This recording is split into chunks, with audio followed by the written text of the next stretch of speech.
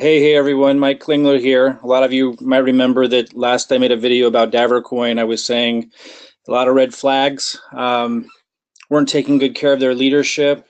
We're controlling the market too much, not letting people sell their DAV, which created a lack of confidence. There were all kinds of things going on. I want to talk about what happened to DavorCoin and what just happened with your money and what we might be able to expect next and what I'm going to be doing going forward and just kind of some lessons from all of this. A lot of you know that I put in uh, all of my savings, 161,000 initially, which people might say was stupid. And, for most people, that is stupid. For me, uh, I throw myself into things. A lot of you know I have a health challenge, so I'm trying to generate enough to retire very quickly and be able to go take care of a surgery that I have to do in a foreign country that's going to cost a fortune because I can't do it here without damaging me. So I'm under a lot of I'm not going to say stress. I'm going to say I have a lot of motivation to take more risk than normal. And because of that, people can learn and have a lot of entertainment vicariously watching what I do. And I put all of my $161,000 that I had, every penny of it, into DavorCoin. And a couple days later, BitConnect announced that they were going to fraud everybody, which, caused a lot of concern. But that's not what doomed DavorCoin. It was a factor. I think it caused fear in them more than the marketplace, because the market, you might remember when that first happened, it didn't tank on Davor right away. Not at all. People were kind of thinking, maybe it's going to grow Davor. It was how Davor responded that tanked Davor. By the way, I created a group called Risky Business, and that's where I invite people to come and talk about these lending platforms. And it is risky business if you're going to continue to do them. I'm going to talk about what I suggest that you do instead to grow your Bitcoin and stay in control of your Bitcoin and not let somebody else hold it. A lot of you might remember I was in a back and forth discussion with Julian, apparently the owner of DavorCoin, and just one of the emails here, I had to surrender because they had, as I talked about in my last video, they had locked me out of my account because they said that I violated the terms.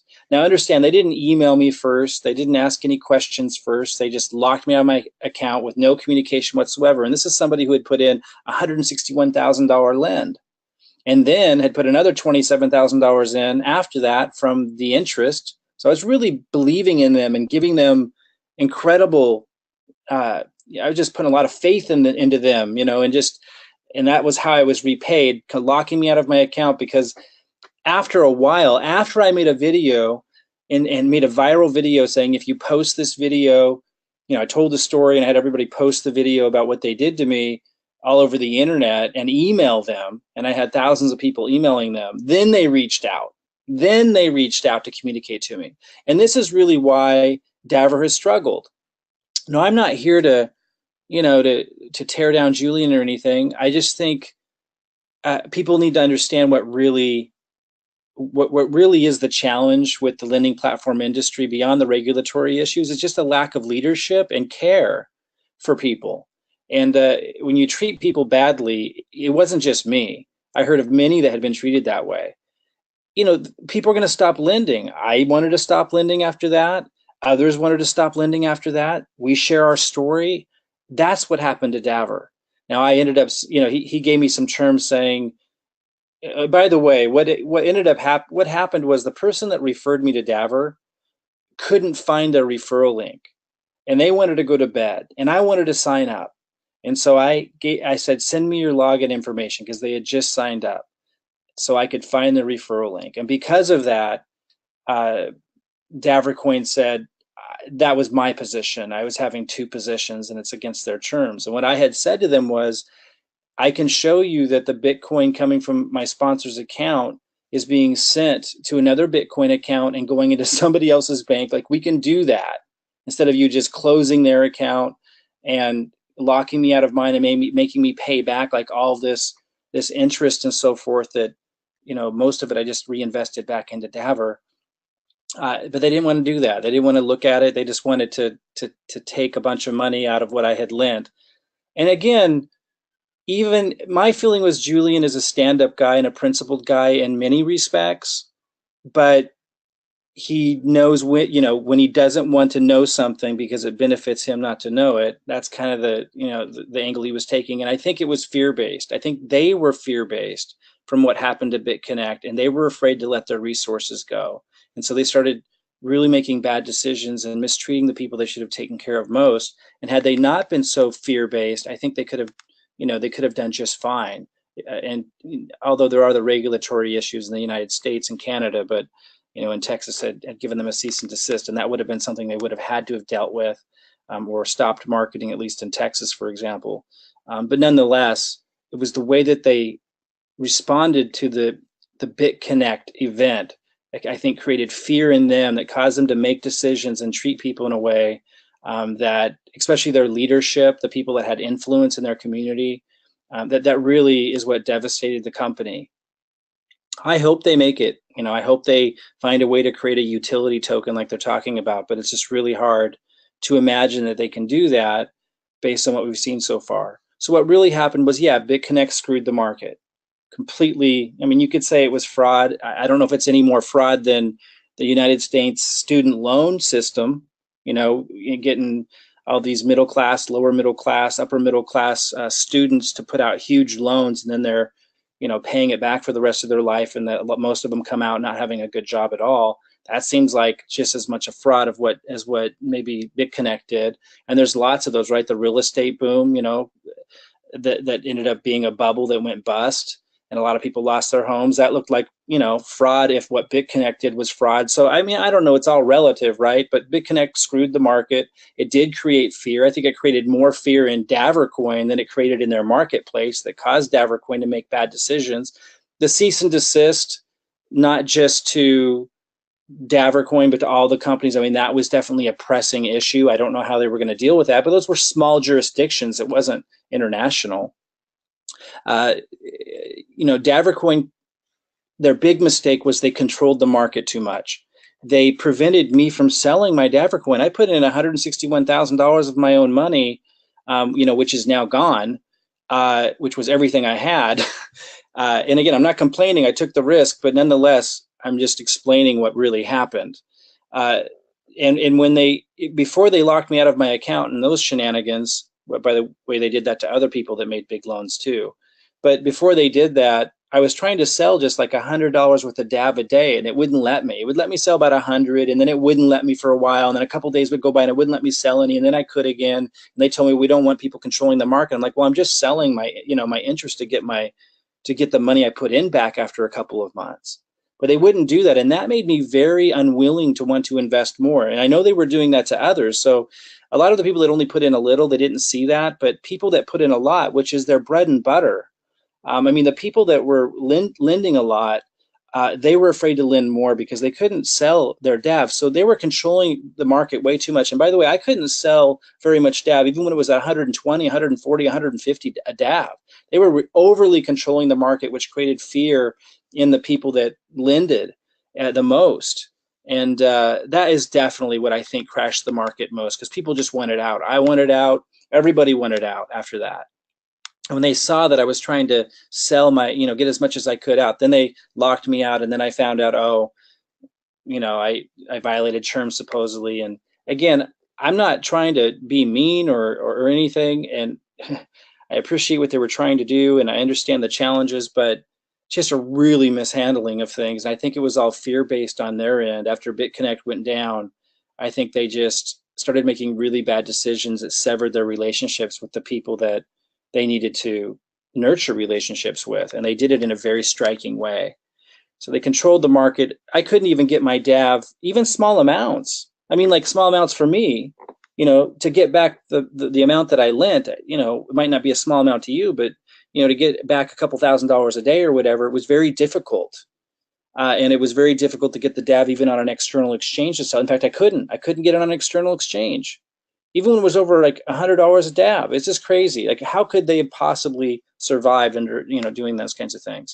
They didn't take care of their leaders, poor communication, again, across the board, not just with everybody, but when I was asking them, hey, will you at least look at the facts here and see that these aren't my upline's account isn't my account. The person referred me, it's not my account. I just logged into their system because they don't know what they're doing from a technological perspective. They couldn't find the referral link.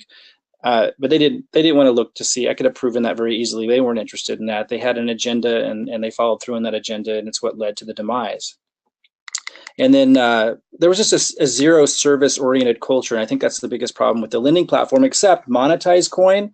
And I'm not promoting Monetize Coin, but they are very good at communicating. They're very customer oriented. I don't know if they're going to be able to survive everything that's going on, because now what Davor has done after BitConnect, I mean, there is a very fear-based culture in the whole lending platform industry, and a lot of regulatory issues and so forth. But nonetheless, Monetize Coin does handle themselves very differently, I just want to say, and Finecoin also, which I never was involved with, may consider it because they're changing their model apparently, where it's not going to be a lending platform. Finecoin, they're addressing the regulatory concerns. So I do see some glimpse of hope in the market where they're changing, and it'll be those who adapt and who treat people well and who communicate well, who look at adjusting the model to address regulatory concerns that might survive and do very well. So what happened to your Bitcoin? Well, they probably spent a lot on the business development in supporting what they did. They possibly saved some. Maybe they still have some. I'm assuming they have some for the next project. They're saying they're going to develop, DavorCoin into a utility token or utility coin and build its value back up. Let's see. Let's hope. I don't know if that's just an exit statement or that's really their intention. I've got over 12,000 DAV, so I certainly hope so. It's not worth anything right now. They probably kept some personally, which people would take issue with because of the way they dealt with it. And again, this is why regulators don't like these things, right? This kind of stuff, these kinds of stunts are why the regulators don't like these things. And they returned, they did a BitConnect move, right? They returned, maybe it was even worse, I don't know. They returned the DAV at the price you lent it at. So when I bought DAV, I bought like 2,200 or whatever it was at like $80. They gave me 2,200 DAV back when it was worth 4 cents. So, and they did that to you guys too. They gave you the amount of DAV that you lent in the first place, but you probably paid a lot more for it. So that was, pretty ridiculous. But nonetheless, maybe they had no choice. I mean, if they were going to personally not, lose everything, they felt they had no choice. But nonetheless, the choices that they really had was taking better care of people, not locking their biggest lenders out of their systems. Even if they did have an issue to address, you communicate first, or at least through that process, much differently. And you don't control the market so much where people can't sell DAV. Those are the things that destroyed it. I'm going to move to sustainable ways to generate Bitcoin. I'm going to be talking about Autobot software and the opportunities around them. And, I'm an exceptional marketer. It's all I've ever done. It's like brushing my teeth. I can generate more leads and automate things. And I can pass all of that on to other people. So I'm going to be talking about those things because the Autobots allow you to grow your Bitcoin on your own and still have some of that automation and that freedom and flexibility with your schedule and stuff. Not have to watch it all the time, but be able to grow your Bitcoin without someone else holding it. And that just removes the risk significantly. So I'm going to be talking a lot about that. I'm going to be talking about free affiliate programs like Binance. I just signed up with Binance the other day. I know a lot of you are way ahead of me on that. But Binance is an exchange where you can, people are buying and selling all the time. And, while if you only have a few referrals, you don't generate a lot. But over the course of months, you can generate significant commissions with, and Binance is not the only one, with lots of these different programs that pay in Bitcoin. And there are people, their top earners, have made 166 Bitcoin. And, so I'm going to be making that a big focus of because that's what I used to do. I used to generate affiliate commissions with automated marketing systems. A lot of you might know me from, back in the late 2000, 2008, 2009, 2010. That was what I did. And I generated millions with affiliate commissions back then. But I'm going to now move that expertise over to generating commissions and creating systems for you guys to be able to tap into to create cryptocurrency commissions with legitimate affiliate programs like Binance, which is the 3rd largest exchange in the world. I'm going to talk about automated leads. I'm going to talk about, in that, staying away from lending platforms that aren't doing the right thing, including addressing the regulatory concerns, and staying away from selling possible securities. And we'll talk about what those things are. I'm going to go ahead and just encourage you to look for the link under this video, opt in, and I'm going to teach all this stuff. I'm going to teach you all of it without you having to pay anything. I'm going to talk about systems and lead generation and how you can generate crypto commissions with automation using the system that I can give you. I'm going to talk about the Autobot software and generating Bitcoin in a way that doesn't put you at risk because you're holding your own Bitcoin as you're doing it.